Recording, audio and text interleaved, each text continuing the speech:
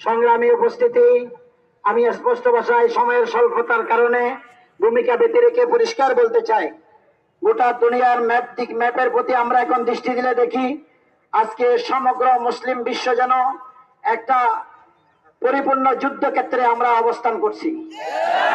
চতুর্দিক থেকে আমরা প্রত্যক্ষ পরোক্ষভাবে যুদ্ধের উস্কানির মুখে আমরা সম্মুখীন হতে যাচ্ছি।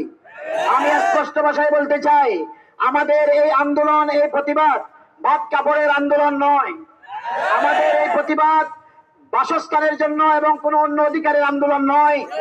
আমাদের এই আন্দোলন আমাদের হৃদয়ের স্পন্দন, প্রাণের চেয়ে প্রিয় মহানবী মুহাম্মদুর রাসূলুল্লাহ সাল্লাল্লাহু আলাইহি ওয়াসাল্লামের ইজ্জত রক্ষার আন্দোলন। আমি কুখ্যাত সেই কসাইখ্যাত নরেন্দ্র মোদীর প্রতি দৃষ্টি আকর্ষণ করছি।